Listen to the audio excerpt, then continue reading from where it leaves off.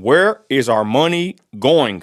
I got Judd Campbell, ladies and gentlemen. We're going to get right to it because this is a lot of information. This is a deep dive on the Omni Hotel, the Midland Development Corporation, and a lot of oddities, I would say, with the whole deal.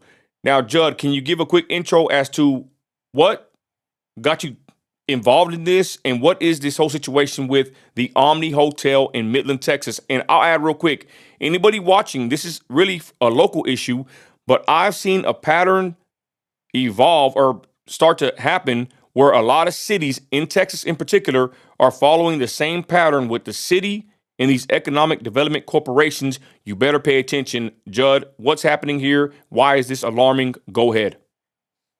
Well, thanks, Nino. Thanks for making this issue a big deal and for putting us out there. For what's happening here in Midland is that we have a new luxury hotel they're trying to put in downtown Midland, and they are funding it with taxpayer money, and we're talking about big dollars, and we'll go into some of those numbers, but this is over $100 million project that is about 77% funded by the taxpayers. We're talking about almost $100 million of taxpayer funds to go for this, and it's a misuse of public funds. I believe it's reckless and irresponsible for us to spend taxpayer dollars this way. It is terribly anti-conservative. I mean, it's corporate welfare. It's handing money out. It's picking winners and losers. It doesn't do good for the free market. It's nothing about this is good. It's not good for Midlanders. It doesn't serve the people that live in Midland, and it's a burden to taxpayers. It's in all ways, Nino. It's just a bad deal. Okay, and in your opinion, can the Midland Development Corporation fund this hotel? Is it set up for that? Can you explain that part before we start breaking this down? And we're going to be sharing some crazy screenshots and council meetings. And then we're going to share even Dan Corrales chiming in on this. And we're going to show you the numbers, why this makes no sense. There's no transparency. You would think this kind of a deal, they will give us pamphlets or they will give us some kind of information instead of just doing their presentation and then they vote on it and then they spend $100+ million and we're left out in the dark. So can you explain why you think that this actual development, some people are saying, is borderline illegal? Can you explain the differences with the types of economic development corporations and what they can fund? Certainly. So I think it's beyond borderline illegal, Nino. It's illegal. It's pretty clear that this is outside the bounds of what the Midland Development Corporation can do. State law established the laws for economic development corporations, and there's two types. There's a type A and a type B. We're a type A corporation. I say we, Midland Development Corporation is a type A corporation, which means it's designed to fund manufacturing and industrial projects. And the purpose behind that is to fund projects that are going to stabilize, diversify, and develop the economy in a fundamental way here locally. The state also authorized what are type B corporations. Type B corporations are designed to fund tourism, convention centers, hotels, those sorts of things. So very explicitly designed to do that.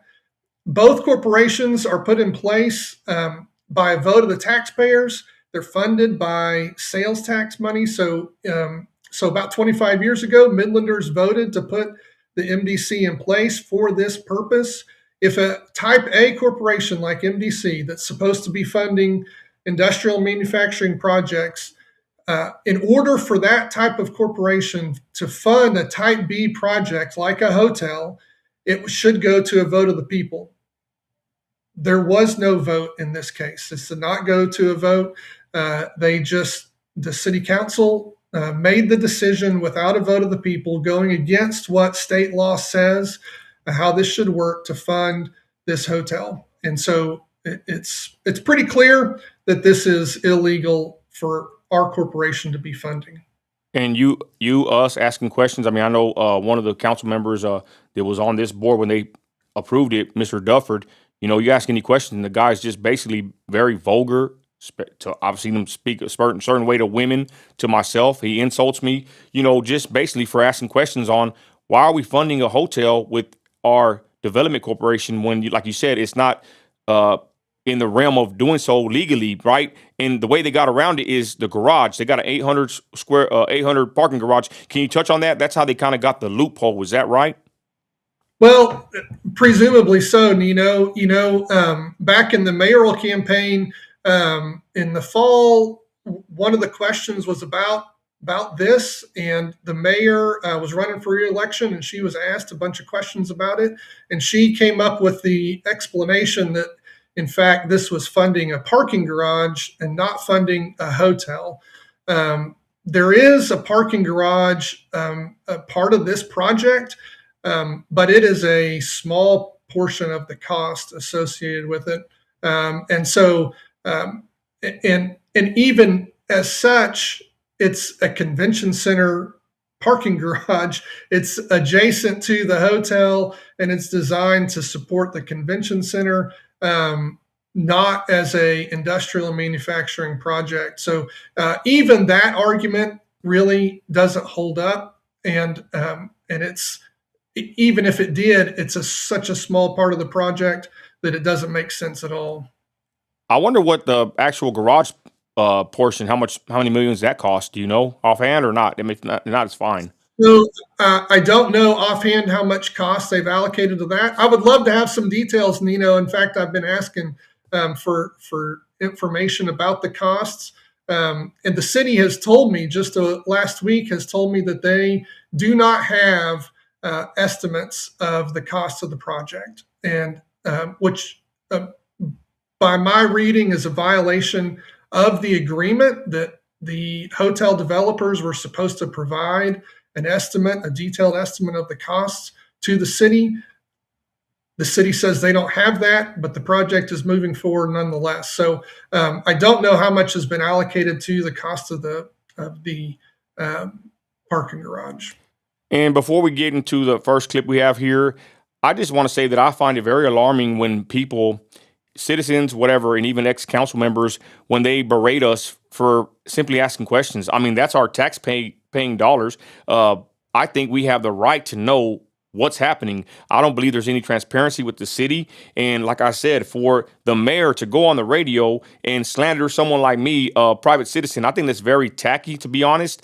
And for ex-council members to be on Facebook of all places and just discouraging us and berating and insulting us just for asking where this money's going. I think that looks very bad on the city. And to me, it seems like something's being hidden here. Okay. Now, I'm not saying there's corruption happening, but I'm just saying that the way they're acting when we want to ask questions, I find it highly unusual, and I find it very alarming. And I would even say it's giving off, I guess, the feeling that something is not adding up here. I feel like someone's hiding something, but we just haven't found it yet. But let's continue. So with everybody watching, y'all, I know it's kind of difficult to kind of comprehend and understand, because even Judd, we did this about 45-minute workup to this video, because he had to explain to me when I saw the numbers, it started to make sense. Because basically, what are you saying, Judd, in very layman's terms, before we start getting into these clips? What is happening here?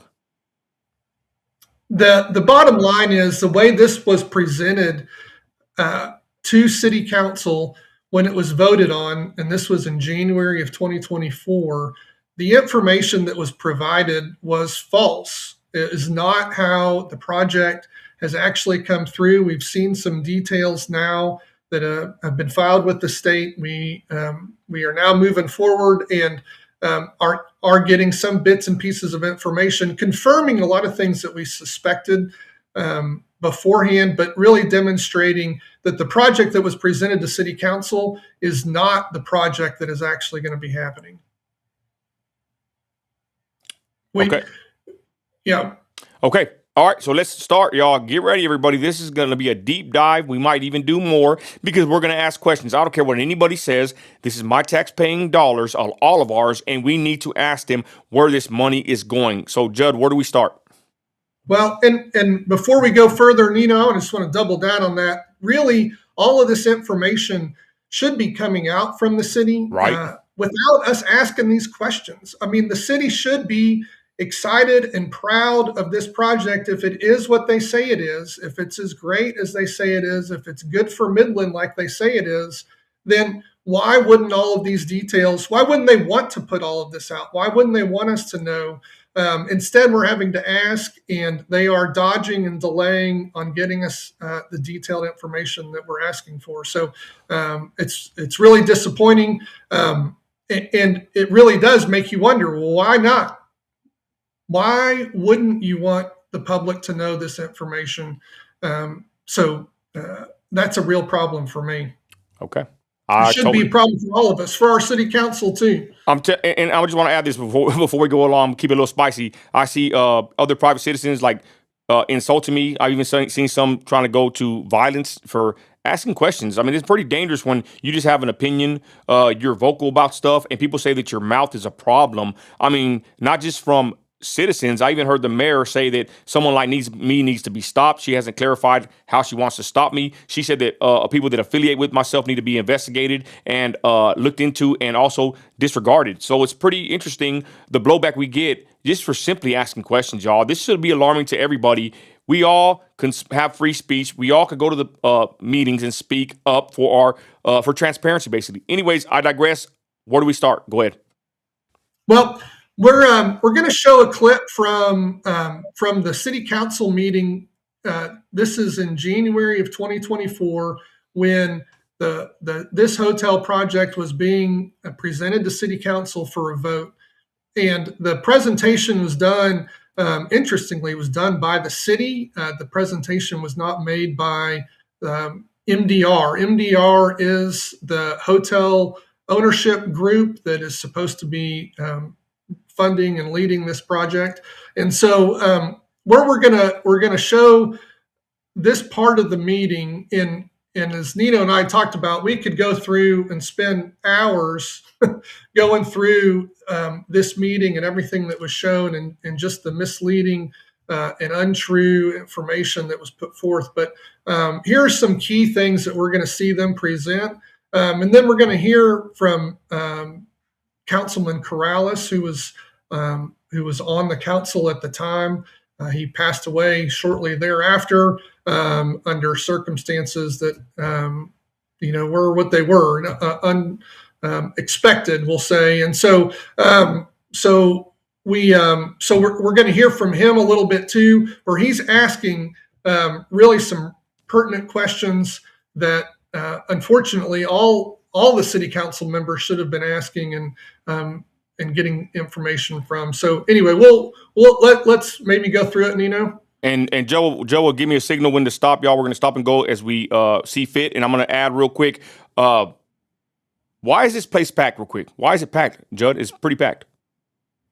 Yeah. So before this, about I don't remember exact, maybe a year before this meeting, there was a proposal for basically a sale of Hogan Park. It was going to be a terrible deal for the city. We were going to lose Hogan Park, but we were going to pay a lot of money basically to do it. And we had a lot of people that turned out at the city council meeting and spoke against that. And in fact, it did not go forth. It didn't pass. Scott Dufford, who was a city council member at that time and at the time of this meeting that we're looking at, and he was not happy about that. And he said, and he got upset because he said all of the toothless people in Midland showed up to speak out against that. And he encouraged his people, quote unquote, to come and speak in favor of this hotel. And so there was a big turnout from people that had some opinions on here. You see the packed house in the background.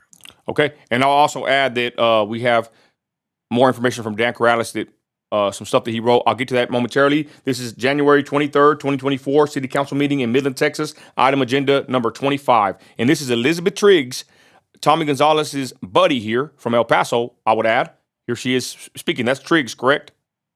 That's her. And in fact, this is her very first meeting in Midland, Texas. So the first meeting that she ever presented at is this one right here. Everybody, this is Tommy Gonzalez on the corner. Christy done spotted him and his buddy, Elizabeth Triggs from El Paso, Texas. Following couple of slides, we'll go through the investment and incentive breakdown. What I want to highlight here is that what we're doing is assuming an estimated project cost of $169.5 million. And again, this is based on the pro forma provided to us by MDR. So at that level, MDR is looking at investing a total of $124.5 million towards the capital costs of building and getting the hotel up and running. These are not operating expenditures. These are capital costs. The MDC, for its part, is looking at contributing the $45 million in 5 disbursements. Again, those are performance-based disbursements over the construction period of the hotel and the garage, so they really are capital contributions. Together, those two figures make up the $169.5 million. On the city side, we come in on the back end, and we come in a way that assists with the operating costs because the hotel will already be up and running, and we're providing property tax rebates primarily and hotel occupancy tax rebates. You can see from this slide, when you add up the city's investments, which again, performance-based incentives, over the 10-year period, they total to about $15.4 million. So together, the MDC and the city represent a local participation rate of 35.6% of the project costs, which, returning to those case studies that we showed you before, are on par with everything that we showed you or lower. In the case, again, of Abilene and Odessa, you were in the 40% range. In the case of Dallas, it was 100%. So again, hold on a second. Yes. So the minimum in the contract is $125 million. Project cost. This is What's Dan $60 Corrales million of speaking. $125 million? It's about 50%. Yes, but so what I want you to keep in mind is that $15.4 million from the city is based on the assumed property value of $127 million. So it doesn't matter what the investment looks like. Those rebates are based on how the hotel performs and what it is ultimately valued at. I understand, but the calculation of 35% is Yes. based on a projected estimate. Correct. It's an estimate. Correct. So if we look at the legal contract that says $125 million and we're calculating an estimate, and we've already fleshed out, it's $45 million in cash plus the additional, that's $60 million. $60 million of $125 million, if my math isn't too far off, is just about 50%. I think what is important to highlight there again is that the contract provides room. So it's a $125 million minimum project cost. Mm-hmm. So, Nino, there you have it. Dan Corrales was over the target. They were presenting that this was a $169.5 million project, but the contract itself only requires it to be $125 million. So, in this meeting, he spotted it, and he realized that they were overstating what it was, what this project was going to be. And Judd, how did he catch that? How many million was that? The discrepancy? How did he catch it, and how much was it? So that's about a $45 million discrepancy. How did he catch it so in the quick? Total cost of the project. Well, he read the agreement, and the agreement requires a $125 million project. Total cost of the project to be $125 million. She just presented in that slide, and we'll look at that slide some more, but she just presented that the hotel group would be contributing $124.5 million. So, and while the agreement requires that the entire project, when you factor in all of the public funds, that's what the 125 would be. So, so Dan nailed it, was asking the questions right there in the meeting. Okay. You want me to continue?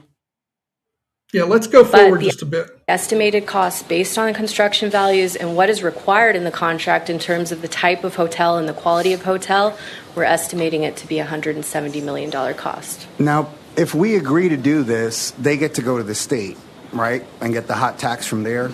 So that's another $8 million in hotel occupancy tax rebate and $4.6 million in state sales and use tax rebate.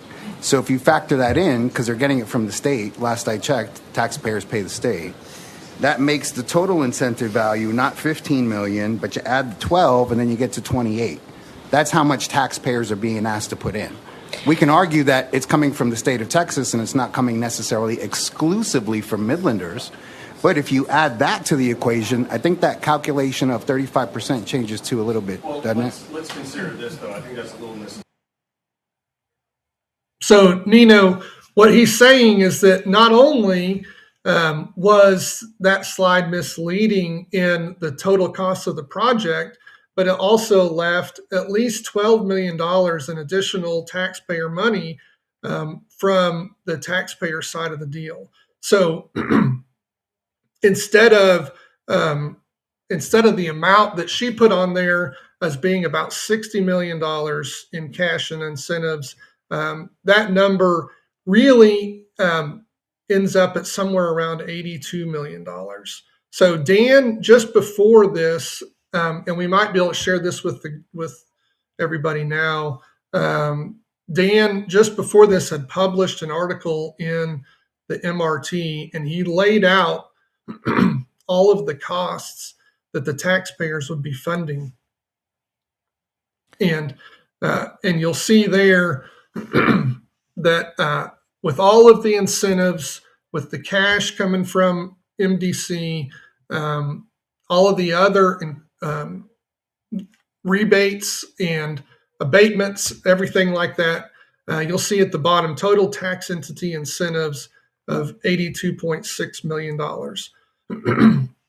One of the things that Dan actually left off of here too, and was never addressed by the Triggs or anybody at City Council, anybody at City Hall, was that included in this deal is transfer of land that MDC had acquired for the hotel to be built on, which was about $15 million in expense for MDC to acquire that land. So they bought, MDC bought that land. There were some buildings on there. They then paid for that land, for those buildings to be demolished. And so all in, to be able to have that ready to go, was about $15 million in expense. So even Dan's numbers here are short, about $15 million. So that number really is something like $97 million of taxpayer funds going towards this project. Well, and that's what I asked you earlier. I said, how did Dan figure this out? But you said he's an attorney and he read the contract and he wrote this article in the MRT. I believe within a week or two, they wanted him to resign from the council. We'll touch on that probably later, but they wanted him to resign. I think within a couple of weeks, if not less than a month, he was found unalived at his home and it was ruled a accidental shooting. That's how he passed away. What was put on his certificate. I digress, but he wrote this and he figured this out. I just want to ask you, Judd, us giving this money, what did they expect from the Omni? I mean, are we going to get all that money back sooner or later? Is it going to generate millions in revenue? I mean, why would they do this? So they did project that there would be about over 20 years that this would generate about $67 million in tax money to taxing entities, not the city. In order to come up with that $67 million, they had to add in the tax revenues that would come to the city, into the county, into the hospital district, into MISD, in Midland College. So when you add up all of the tax money that they think that is going to come in over the next 20 years, it'll be $67 million. Now, we're talking about a 20-year time frame. Even if you took their dollars, if you took their money and said, okay, well, $60 million up front for a $67 million return over 20 years is a terrible, terrible investment. And it just doesn't make any sense at all that you would do that, especially when you factor in, look, how much uncertainty is there? Do you know if this hotel is going to be successful? Do you know what the oil market is going to do over the next 20 years? You think there's going to be some ups and downs over the next 20 years? Look what's happened the last 20 years, every 20-year period, in Midland. Have there been some ups and downs? We don't know what the next 20 years looks like. And for us to make that sort of investment, even if you took their numbers, which we're seeing are totally off the mark, but even if you took their numbers, it's a terrible deal. Now, when you look at everything that is really going into it, we're getting $67 million back over 20 years on a $97 million investment. It's just it's just terrible. I mean, I don't know what else to say. It's hard to come up with the words to describe what a terrible deal this is for Midlanders. I'm just going to say, as a business owner myself, this makes no sense. A 20-year investment, and you're not even breaking even. And we all know how a city like Midland works. We don't even know if this hotel is going to survive. I mean, they're going to be taking people from other hotels to come work here, right? They're taking other employees. They're going to be in downtown Midland. And then this is an investment for a hotel. The MDC is not allowed to do that by the laws of the way they structure the corporation, y'all. This all really don't make sense unless you start thinking a little diabolical, right? If you start saying somebody got paid here, somebody made a buck off of this, because this deal does not benefit the taxpayers whatsoever.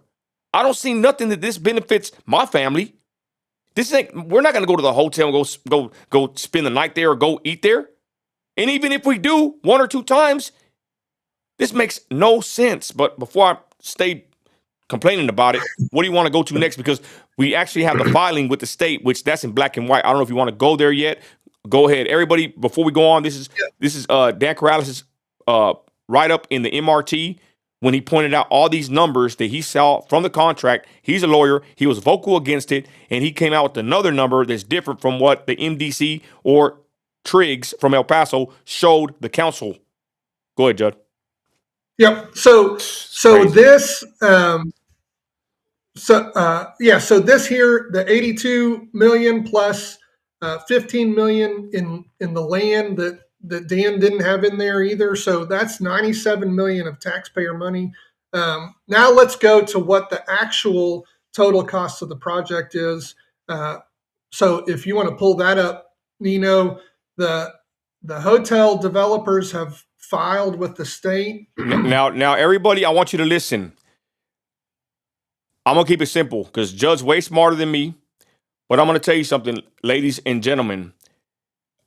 I'm just a simple oil man. And I just know when you file with the state, anything from taxes or, whatever, this is what matters. This is the number that I'm seeing here. Can you explain what this is right here, Judd? So this is the number that they filed with the state on what the estimated cost of the project is. So we've been watching the meeting from January in 2024. This is what was filed just a couple of weeks ago, February 26, 2026. The estimated cost of the project is $126,360,000. So, like I said, this is over $40 million less than what the projection that was presented at City Council initially when the deal was voted on by City Council. It's a completely different project. We actually don't know the details of the costs. Something that I've actually requested. The agreement requires that the hotel developers provide cost estimates to the city. I have requested that from the city. They have told me they don't have any cost estimates. So we don't really know what the details are, but we do know that they have provided to the state that this is what the cost is going to be. So let's go back to what we're saying here, y'all.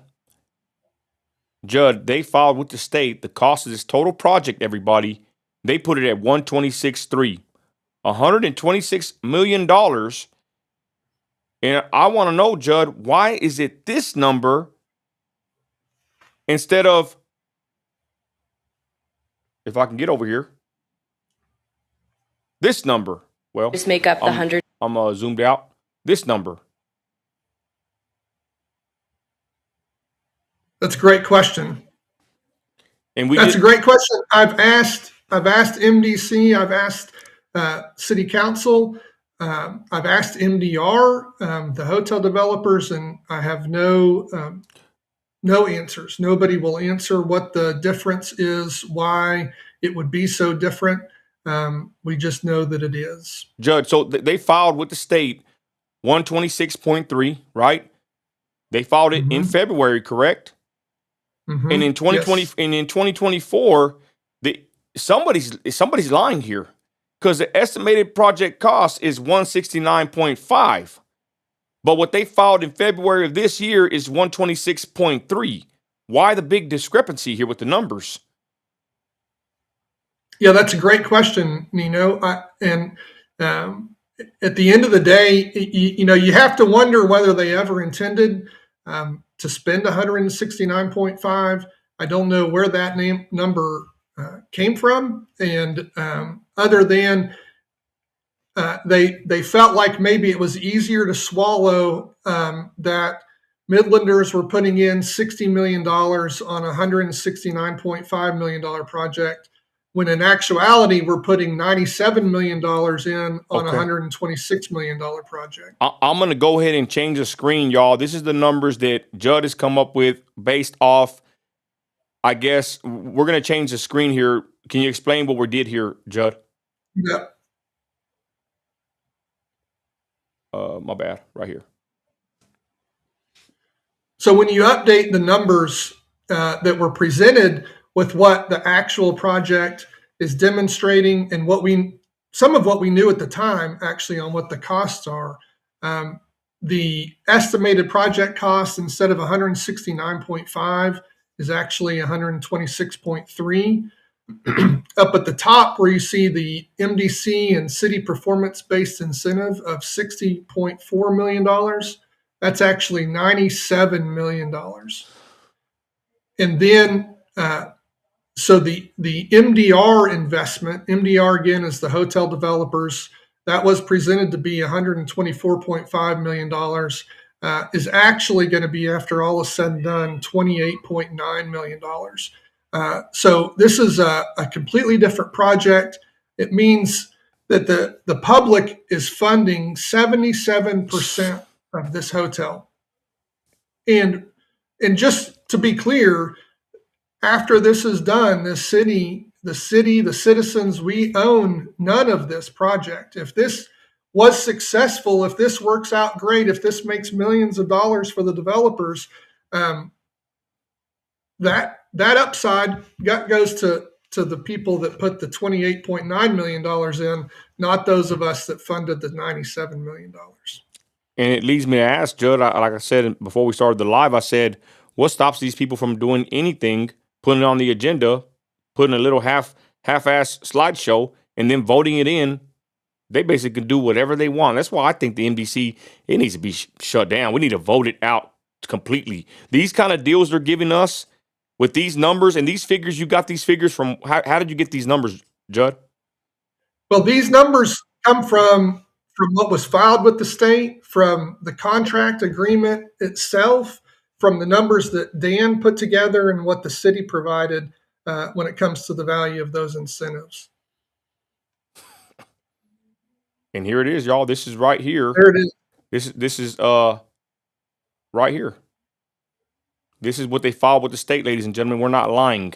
They filed 226.06, estimated cost 126.3. This is what the developers of the Omni registered with the state in February of this year, 126.3 estimated cost. Why is that different? Why is that number different than this right here, y'all? Why is it different? Why is it different? And the real cost right here from our numbers and Dan's numbers. I mean, I don't know, Judd. What do you think? What do you think happened here? Well, I think I have to wonder. It looks like a lot of dishonesty. There's things.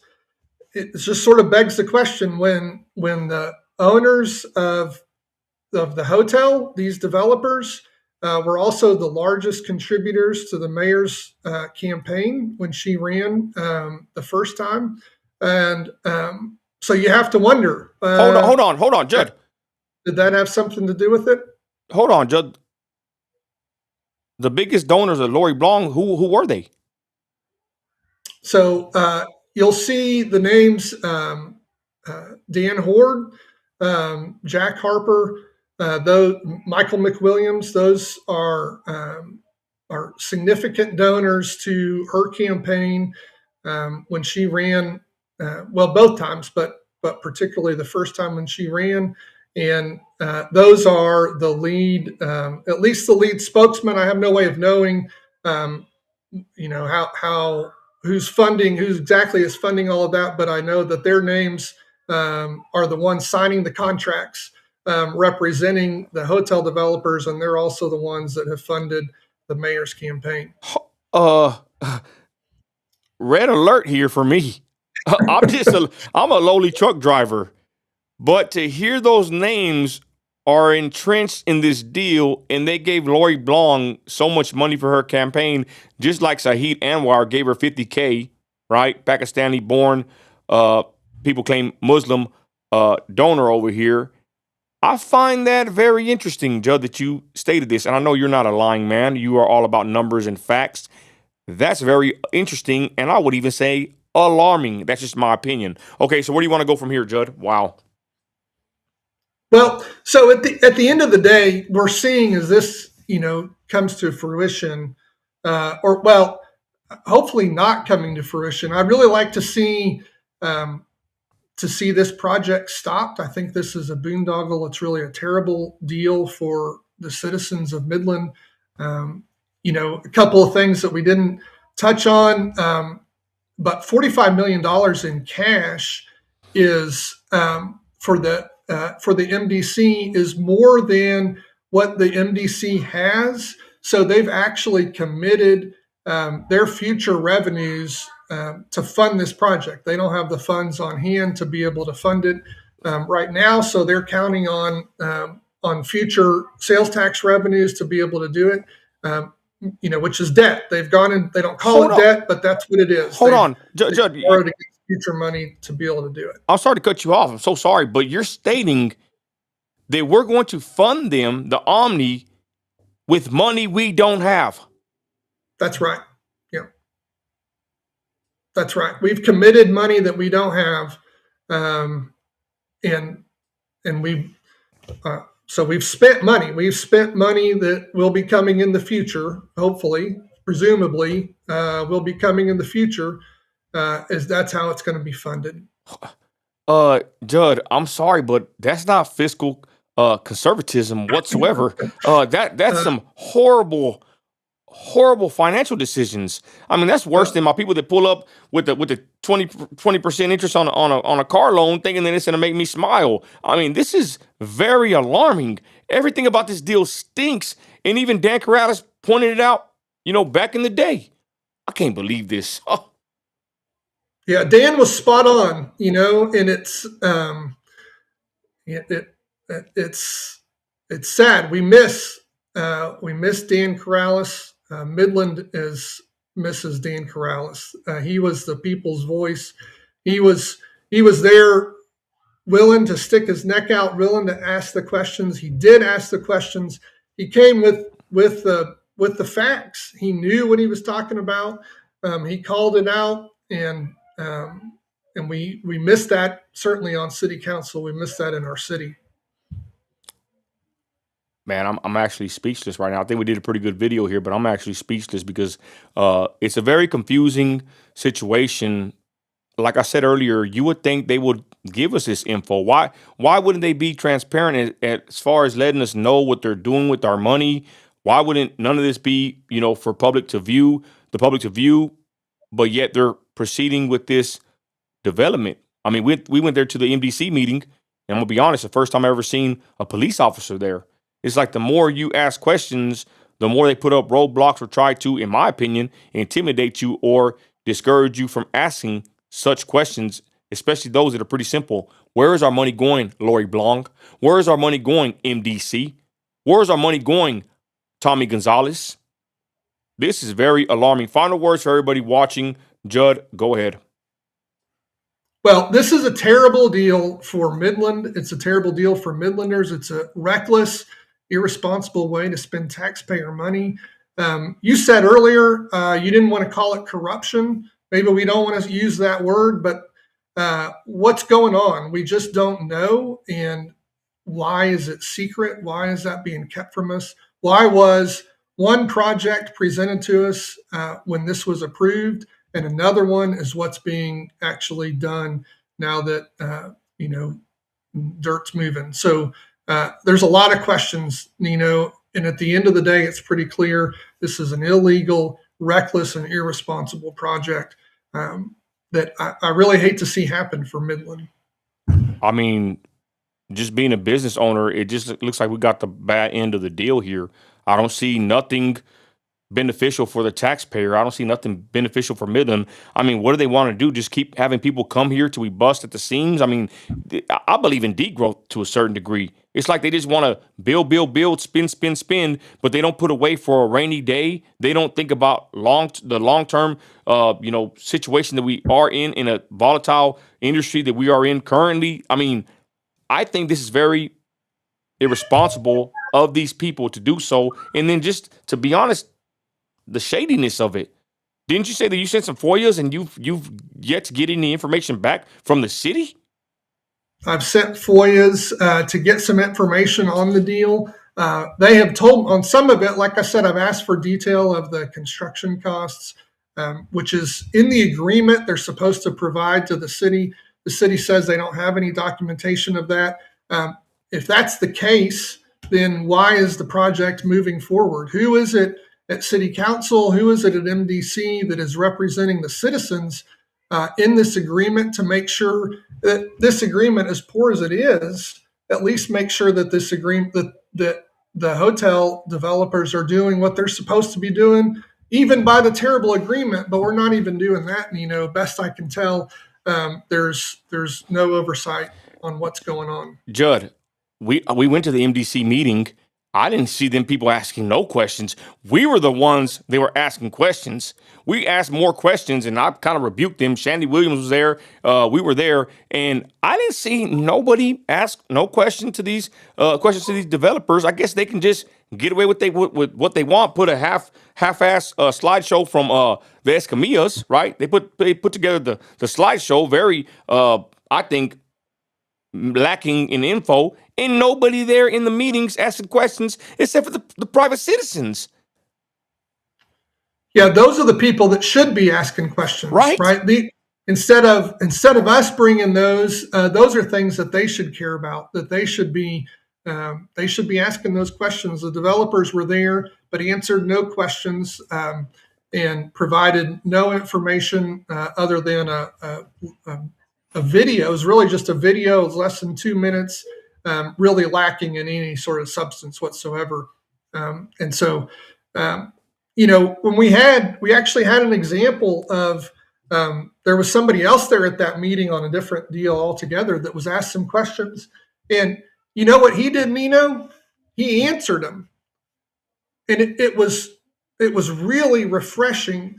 Even though I'm not 100% supportive of what that project was, at least we were getting information. And I thought the way that was handled was really so refreshing, that there are people that it is possible to answer questions, to provide information that people need to know. And it really helps to understand what's going on. And but the way that this deal is handled is just stonewalling, just completely nothing. I'm just gonna be honest, I don't like it. Shout out Kim Benson. Shout out to Amarillo Patriots. She said, this is why I've been trying to warn everybody. This is a pattern going on here because Amarillo is going through the same thing right now with the Herring Hotel in downtown Amarillo. Amarillo has problems. Tommy Gonzalez, our city manager, moonlights for Kermit, Pecos, and I believe a town in Colorado, if I'm not mistaken. He's our city manager, okay? There's a lot of issues, everybody, from Amarillo, Midland, Kermit, Pecos, and everywhere in between. Something is happening in these cities with these development corporations, these city managers, these politicians that are there in these meetings spending our money like they don't work for it. I work in a truck. I got 5 loads tomorrow. I got to wake up at 3 in the morning and haul 5 loads out in the oil field. And to be honest, if you don't work as hard as me or someone don't, as long as someone works, that's what matters. But I got to go risk my life for my paycheck, and my taxes are going to a woke hotel like the Omni. I got a problem with that. And like I said, we got issues from Amarillo to Pecos, all the way down to Kermit, and maybe even Colorado with the same kind of people that are involved in our city. And if you look up Tommy Gonzalez and his background with El Paso, I think to Irving, and I think they even said Lubbock, this guy has a past, and it's not slander, it's the truth. The point is, y'all, something is amiss. We are having problems in our cities because people are not paying attention. Once we started paying attention, what do you know? The MDC has a police officer there at the front door. Never has happened. Have you ever seen a police officer at the MDC meetings? Never. That was the first time. And we go to the city council meetings. They escorted Shandy Williams out of the council meetings already, I think, twice. She was kicked out of the county meeting, I think, twice too, if I'm not mistaken. Okay? These people, for some reason, have a problem with private citizens going in there and asking questions. And if they want to get mad that we're passionate, you know what? That's my free speech. Those are my 3 minutes to talk. The problem is you're spending my money, and you're damn right I'm pissed off about it, especially when you do deals like the Omni. It's disgusting. And you know what? We just got started. Final words, Judd. Go ahead. Sorry about that. No problem, Nino, and I share it. The frustration is real. And it's I know it's not just happening in Midland. We see this happen in other places, and you hear people like Scott Dufford say, "Look, if the city's doing it, then it must be legal." Well, that's just not true. And the city is breaking the law. MDC is breaking the law, or being reckless and irresponsible with taxpayer money. And as citizens, we can't stand for it, and we need to provide accountability to our city. They need to know that people are watching, and so I hope that we can do that. I hope people are paying attention. I hope people ask questions, follow along. We've got to stand up for ourselves because our city leaders aren't doing it. Okay. With that, y'all, Judd Campbell, Nino America, God bless you. Thanks for watching. And remember, everybody, well, you know what? You ain't got to like it. I'm going to speak up every chance I get. Judd is. We're on to these people at this point, y'all, and we're not going to stop digging. That's my right as an American tax-paying citizen to question my local government, and I'm going to keep questioning them. Shout out everybody that stayed on there this long. God bless everybody that watches now and on the repeat. And with that, Judd, I'll catch you later. God bless you, and God bless everybody watching. We are out of here. Thanks, Dino.